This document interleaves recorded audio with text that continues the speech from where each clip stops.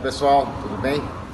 Tempinho atrás a gente postou no nosso Instagram que a gente já estava com essa ideia de fazer uma série que eu acho que vai ser bem bacana de uso geral do pessoal.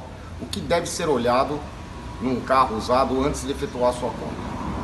Evidentemente são vários itens, a gente vai dar dicas do que deve ser visto na parte de suspensão, na parte de motor, na parte de transmissão, na parte de carroceria.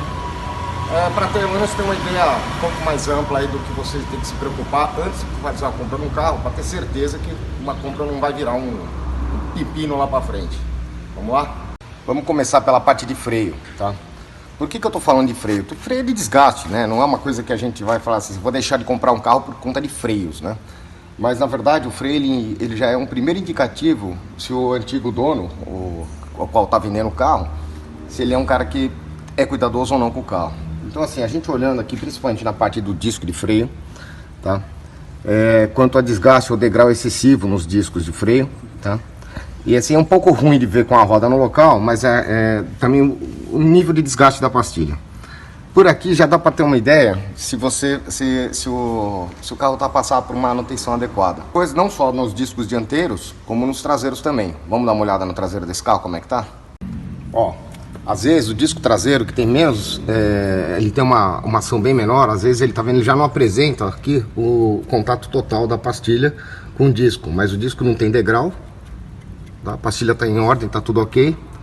Tá show de bola aqui. Então a gente já sabe que esse carro aqui é de uma pessoa cuidadosa, tá bom?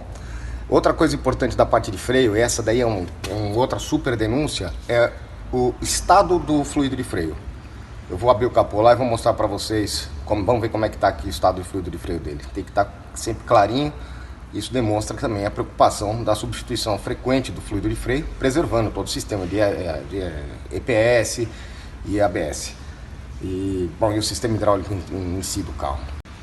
Dá uma olhada aqui, ó. Olha que bacana a coloração que tá o fluido de freio, tá vendo? Tá bem azulzinho, então você também é um indicativo de que a pessoa tem muito zelo pelo carro, tá? Basicamente isso. Obviamente que desgaste freio não entra na conta, porque a peça de desgaste geralmente você tem que trocar a cada X tempo.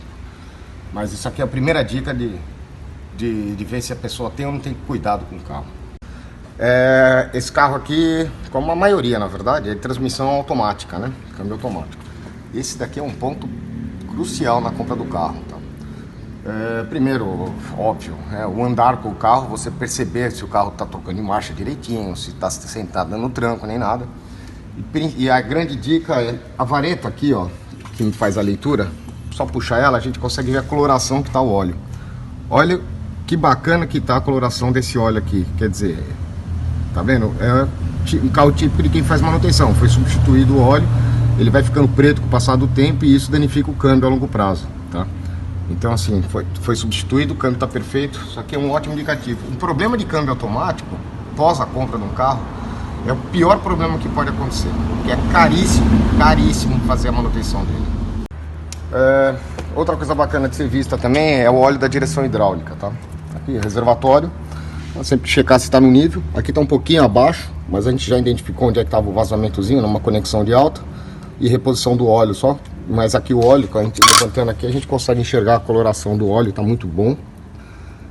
Tá jóia também. Isso aqui foi feito manutenção há pouco tempo, então a gente sabe também que o óleo está ok. Reservatório de água do radiador. É importantíssimo verificar, que aqui está bem ruim, ver que é bem apertado, mas verificar se ele está, não só, o fato de estar no nível ou não, ajuda também você saber se o cara é cuidadoso, tá? Aqui está no nível e é somente aditivo, tá? Somente aditivo. Então não é para ter água, está bem denso aqui, está bem concentradinho o aditivo aqui dele, tá espetacular, no nível certo, maravilha. Isso é fundamental porque geralmente quando o carro está sem aditivo, trabalhando durante muito tempo só com água, ele corrói várias tubulações do circuito de refrigeração. E isso com certeza danifica o motor mais cedo ou mais tarde.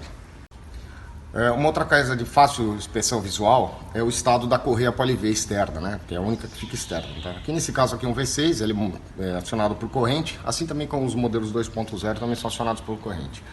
Então aqui a gente pode verificar o estado da correia, tá impecável, ela não apresenta trinco nenhum, tá? Eu vou só gerar uma dobrazinha aqui, ó. E aqui a gente consegue ter uma visualização mais bacana aqui, ó, tá vendo, do estado da correia. correia tá muito legal, tá bom? E aí, evidentemente, fazer aquele teste de inspeção auditiva, tá? Dar partida no carro e ver se, se não tem barulho de tucho de válvula batendo, se o barulho do carro do motor tá bem silencioso mesmo, tá? Indícios de barulheira, de corrente batendo, tucho batendo, fatalmente você vai acabar tendo um prejuízo de manutenção além do que você gostaria que tivesse. É óbvio que motores, né, com o nosso combustível, verificar também, ó, a cor do óleo do motor é fundamental. Nesse caso aqui tá impecável, tá vendo? Olha o cuidado que ele tem com o carro aqui, que já tem bastante quilômetros rodados. E olha a coloração do óleo, tá? Mas o óleo assim, é um pouco difícil de ver na inspeção. Se tiver muito preto, sinal de que a pessoa não tem frequência de trocar óleo. Isso é um problema. E verifiquem sempre também o nível de óleo, tá? Para ver se está no nível certo. Na parte de suspensão, obviamente, a melhor maneira de verificar seria o quê? Ele suspendendo o carro, tirando as fotos e fazer uma inspeção visual e alguns processos. Nem sempre isso é possível, né, na visualização do carro. Então, assim, basicamente é andar com o carro com bastante critério e perceber se não há ruídos excessivos, rangidos, etc. e tal. Batidas, né? Então, que indicariam algum tipo de componente danificado. Mas tem uma dica que já ajuda muito, que é essa seguinte. Aqui, ó, é óbvio que como esse carro está levantado, fica mais fácil de ver. É um pouco escuro aqui. Eu vou providenciar uma luz aqui e a gente já volta. Tá vendo aqui? Essa aqui é a coifa do amortecedor, né? E aqui vocês podem ver que tá tudo bem sequinho, tá vendo? Ele não tá úmido, não tá nada. Olha que bacana que tá esse amortecedor, ó. Tá, gente? Eu tô levantando aqui, ó, dá pra ver a haste legal, tá vendo? Não tem nenhum vazamento. Notavelmente esse amortecedor foi trocado há pouco tempo. Você vê que é um carro de um dono bem cuidadoso. Eu compraria esse carro aqui tranquilamente, viu? Dê uma olhada por dentro, toda a parte interna aqui, ó. Todos os grampos, né? Aqui a capa protetora interna, né? O pessoal aqui chama de asa de urubu. Todos os grampos no canto certo, tudo impecável, tá? E os pneus? Os pneus, o pneu, ele na verdade é como é peça de desgaste, né? Uma dica que você consegue bacana em relação a enxergar os pneus, se o desgaste deles está, como chama? Iguais, né? De ambos os lados. Por quê? Se existe um desgaste excessivo só num canto do que mais no outro, é sinal de que o carro anda muito tempo desalinhado ou com alguma avaria na suspensão. Então isso também é uma maneira de você definir aí se o carro estava sob cuidados ou não. Na parte de carroceria, o que a gente sempre aconselha olhar? Os alinhamentos de porta, etc e tal. Olhar de lado para ver se há mudança de cor, se o carro foi repintado, para tentar descobrir se tem algum tipo de batida. É óbvio que isso aí, geralmente, para quem tem mais experiência, é muito mais fácil de detectar, para quem não tem. Mas uma boa olhada com vontade lá, você consegue muitas vezes identificar. E também tentar identificar pontos de corrosão. Geralmente eles ficam nas quinas, né?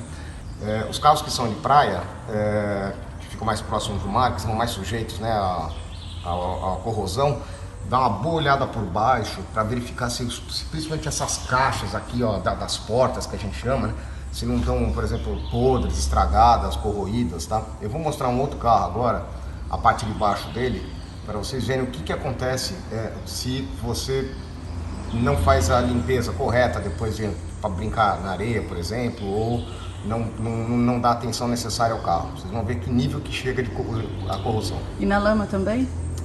Na lama, na verdade, o que acontece é o seguinte, a lama corrói menos, mas também corrói, tudo enferruja. Só que o grande problema da lama é que a lama vai se instalando dentro das caixas, né? E aí começa também esse tipo de corrosão. Mas geralmente os carros que estão mais distantes do mar sempre tem que olhar todos, de qualquer ponto de vista. Só que geralmente os carros que estão mais distantes do mar têm menos problema com corrosão, claro, né? Olha só o estado que ficou aqui, ó, por conta de corrosão, tá vendo? Até uma chapa já tinha sido soldada aqui, meio que para fazer um remendo. A gente já percebe que foi bastante pintado aqui, ó. Mas tá bem judiado mesmo, tá vendo a carroceria? Tá? Aqui nesse caso aqui, como se trata de um carro com chassi, o chassi tá em boas condições, que é a coluna vertebral do carro, né? Mas a carroceria realmente tá muito judiada, tá vendo? Principalmente nas tampas, nas portas laterais, no porta-malas, etc e tal, também verificar exatamente nesses pontos aqui, ó, quanto a níveis de corrosão, tá? por debaixo da borracha. Nós não precisa remover a borracha, mas por debaixo da borracha a gente consegue ver alguma coisa, se tá ou não tá ruim, se tem corrosão ou não, tá? Nessas partes aqui, nas partes mais inferiores também, tá vendo? Olha esse daqui como tá impecável esse carro, tá vendo? Essas janelinhas aqui costumam dar muito problema de corrosão, tá vendo? Olha como é que tá impecável. Muito legal. Aqui, ó, principalmente nas portas traseiras, um lugar que costuma dar muita corrosão é essa parte aqui, onde ficam as borrachas, tá vendo? Isso é meio crônico até no Gravitário. Esse carro aqui tá legal. Um pouquinho começando aqui, não é até cola, não é nem corrosão. Tá vendo? Mas tá muito legal. Ótimo. Fechamento das portas, tá vendo? Os barulhos, alinhamento da porta. Muito legal esse carro mesmo. E obviamente uma inspeção interna, né, para saber como é que tá o estado geral. Ver os bocais de ventilação, se estão inteiros, se a portinhola dos porta-trecos, o estado dos bancos, como é que tá o estado geral do couro do banco, carpetes, aquela visualização clássica, né, para saber se às vezes a quilometragem foi enganada ou não, o desgaste excessivo nas borrachas da pedaleira. Muitas vezes o pessoal tem gente de má fé aí que reduz a quilometragem do odômetro, e aí você pega um carro com 60 mil com essa borracha inteira desgastada, quer dizer, já está na cara que houve algum tipo de adulteração. Nos carros 4x4 também é fundamental você fazer um teste, né, do engate, do funcionamento do 4x4, vou pôr para rodar. Nesse caso aqui ele já é integral, né, mas eu sempre gosto de dar uma bloqueada no diferencial central, fazer uma curva um pouquinho mais leve, mas assim para gerar uma carga nas homocinéticas, para ver se não estão instalando, etc e tal, se o cardan também não está instalando, porque são duas homocinéticas no cardan também. Outra coisa bacana também de não deixar de olhar é o estado geral do cano de descarga do escapamento, tá? Porque ali também é outro ponto que... E como olha? Inspeção visual. Tem que ficar ajoelhado debaixo do carro e procurar. Essa inspeção se faz ao mesmo tempo quando se olha a parte inferior do carro, naquele ponto que eu falei pra gente tentar enxergar pontos de corrosão e etc. Aqui, tá vendo? Fazendo a inspeção aqui do escapamento, ó. Sem corrosão. Bem legal, tá vendo? Aqui é o começo. Carroceria também, tudo impecável. Nenhum sinal de vazamento de óleo. Algumas coisas que estão meio úmidas aqui por conta de um produto que se passa depois de brincar na areia. Ó, carroceria impecável ali, ó. Escapamento, tudo ok. Maravilha. Um belo carro. E agora, né? Finalizando aquele teste de rodagem, né? Deixa eu ver se tem barulho de suspensão, se tem alguma coisa. Verificar, tá? Também, principalmente, se quando você só liga, abre a chave, né, põe na ignição, se todas as luzes de inspeção, né, do painel se acendem mesmo, né, para saber, se não acender a luz da injeção, eu vou mostrar qual que é a luz da injeção. Se não acender logo que liga a ignição, já pode ter alguma coisa errada e alguém já ter cortado o fiozinho, apagado, arrancado a luz para não mostrar que tem algum tipo de anomalia no motor. Toda vez que algum cliente me traz um carro para eu ver, eu sempre entro com o scanner para ver e faço uma varredura em todos os sistemas para a gente saber se tem algum tipo de defeito. E depois que ele se estabeleceu a rodagem, não é para ficar mais nada acesa no painel, tá? Então isso aí é importantíssimo. Eu já vou apontar agora aqui para vocês as luzes e para que serve cada uma delas. Bom, aqui no canto esquerdo, tá? Lembrando que é um V6, ele tem mais alguns componentes do que os 2.0. Então ESP, ESP off. Essa luz que permanece acesa é a da injeção eletrônica, tá? Depois, essa aqui é fundamental, tá? De olhar. Todas elas acendem primeiro para mostrar que elas estão, que tá tudo ok, que tá funcionando. System check, tudo ok, nenhum problema. Vamos ver outras luzes desse canto aqui.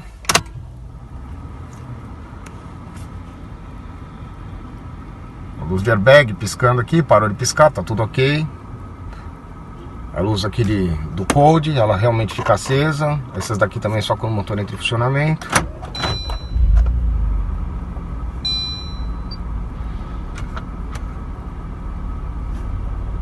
Vocês viram que ele deu um códigozinho aqui, mas é porque como eu dei a partida e a bateria não deve estar com carga plena. Aí a tensão diminui no ESP, ele acionou como se fosse um problema, mas ele já reconheceu que está tudo ok, tá vendo? Isso pode acontecer, não necessariamente é um problema, tá? Aí aqui as luzes do 4x4, a gente tá aqui com o botão de controle, tá? Então a gente vai fazer o bloqueio aqui do 4x4, ó. Bloqueou. Reduzida, entrou tudo direitinho. Quando entra reduzida, ele desliga o controle de tração, tá? Normal. Show de bola, tá tudo funcionando muito bem. Agora vamos continuar agora com a intenção de ouvir os ruídos de suspensão, tá bom? Bom, obviamente que é importante você andar nas duas condições, né? Tanto em piso liso quanto em piso de calçamento, né? Paralelepípedo ou de pedras, etc. Então aqui a gente tá andando num asfalto bem lisinho. Vou passar aqui aquelas tartaruguinhas, né? Destrói amortecedor, isso é um absurdo esse tipo de coisa. Bom, então assim, remendos de asfalto, eu tô passando, não tô ouvindo nenhuma batida mais seca na suspensão dianteira, que geralmente vem mais da dianteira. A traseira desse carro aqui, por exemplo, é espetacular, mas em outros modelos é importante ficar atento tanto para frente quanto atrás. Outra coisa é tentar identificar barulho de roncado, tá? De rolamento. Então assim, eu vou deixar, eu vou evoluir até uns 60 km por hora aqui e joguei no neutro. Eu não ouço barulho nenhum, com o silêncio continua impecável. Tem uma pessoa querendo parar na minha frente aqui, só um minutinho. Vamos lá. Então assim, jogando o câmbio no neutro, eu tô vindo, ó, 60 por hora, jogou o câmbio no neutro, nenhum ruído, perfeito, impecável, não tem aquele... Aí quando eu traciono, pisando no acelerador, tem que ver se começa algum tipo de barulho nessa condição, também não. Que aí poderia ser diferencial, dianteiro, traseiro, tá? Costuma dar problema eventualmente depois de uma certa quilometragem. Agora tirando o pé também, nenhum tipo de ruído. Parte de transmissão tudo ok, o câmbio tá trocando perfeito. E agora vamos entrar num pedacinho de piso de calçamento aqui.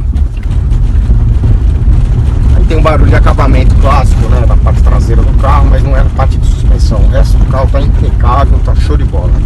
Esse aqui é um carro extremamente aprovado para ser feita uma compra segura. É isso aí, pessoal. Obviamente tem vários detalhes aí, se a gente for lembrando de alguma coisa, e aí inclusive através dos comentários de vocês. Ó, Daniel, faltou isso, quer aquilo, a gente vai fazendo os complementos, tá bom? O importante é a participação de vocês também junto. Não deixe de, se gostou, se inscreve, dá o like e participa do canal, pessoal. Vamos lá? Espero que vocês tenham gostado. Até o próximo.